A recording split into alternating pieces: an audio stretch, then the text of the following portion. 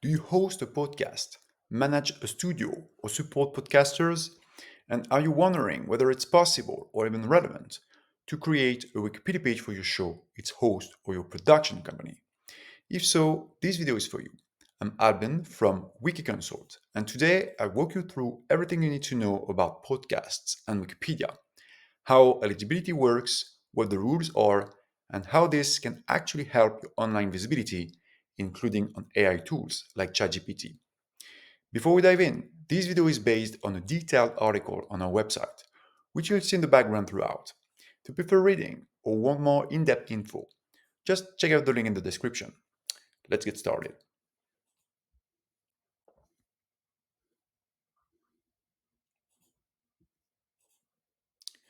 First, let's talk about why it even matters. There are three main reasons why having a podcast on Wikipedia can make a big difference. First, Wikipedia is still one of the top 10 most visited websites in the world, with an exceptional domain authority, over 90 out of 100, according to most. That means if your podcast has its own Wikipedia page, it's very likely to appear among the first results on Google when someone searches for its name. That kind of visibility instantly builds credibility with your listeners, partners, and journalists. Second, the data published on Wikipedia is open and reusable. It's used by hundreds of sites, apps, and databases.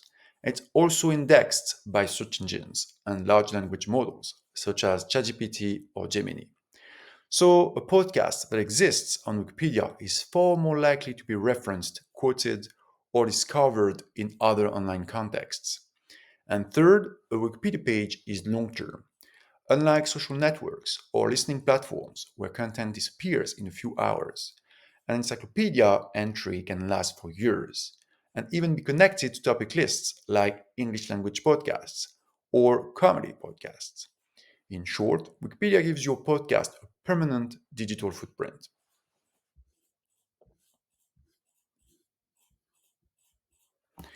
Now, here's a question we get a lot. Can a podcaster or someone on their team simply create or edit their own Wikipedia page? Technically, yes, but there is a big but. Wikipedia has strict conflict of interest rules.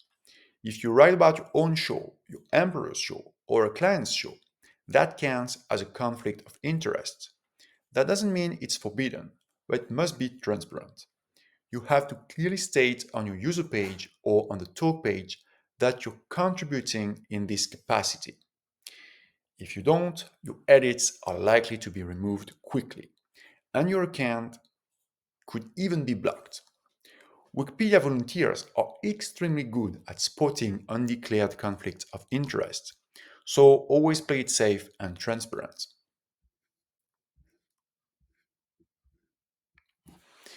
How do you know if your podcasts actually qualify for its own Wikipedia article? In simple terms, a podcast needs to show independent recognition. It's not enough just to exist or be listed on Spotify. There aren't any special notability guidelines for podcasts, so the general criteria apply. In practice, that means number one, at least two substantial media features. Number two, published at least 2 years apart. Number three, focused specifically on your podcast, not just mentioning it in passing. Number four, appearing in major national outlets, not regional or niche press. Number five, and finally, there must be real journalistic pieces, not paid content or press releases. In other words, Wikipedia is looking for depth, independence, and consistency over time.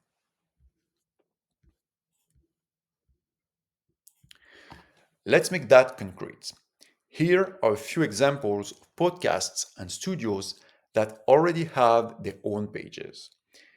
Limonada Media, an American podcast network, Business Wars, a popular series exploring rivalries between major companies, and Alex Cooper, the host of Call Her Daddy, one of the most listened to podcasts in the US.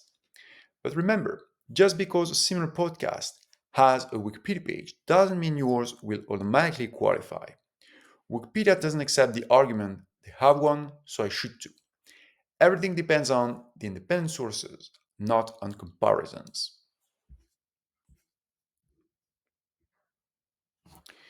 So, let's imagine your podcast is eligible. What should your Wikipedia page actually contain? Here is a simple structure inspired by the best examples, like the Joe Rogan experience. Start with a general overview. When it launched, who created it, the distribution platforms, the language, the release frequency, and the main topics covered. Then move to the editorial format. Is it interviews, narrative storytelling, documentary style? Mention the average episode length and the overall tone or approach. Next, include a section about reception, how it's been received by the media or by audiences. Here you can summarize reviews from newspapers, rankings, input charts, or any awards or distinctions. After that, talk about the impact. For example, audience numbers, if published by third party sources, or how the podcast had influenced other shows or public debates. And finally, make sure every statement is supported by reliable references, articles, reports, or broadcasts from independent outlets. Never rely on your own website, press kit, or social media. That's the golden rule. Every line on Wikipedia must be verifiable through independent secondary sources.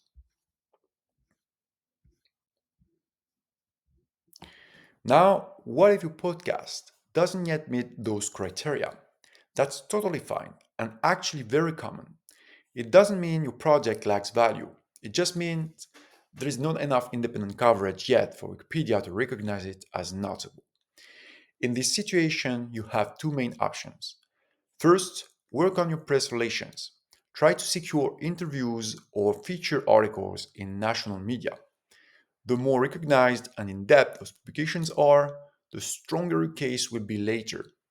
And second, consider starting with Wikidata. Even if your podcast doesn't yet qualify for Wikipedia, you can still create a Wikidata entry, and that's actually very powerful.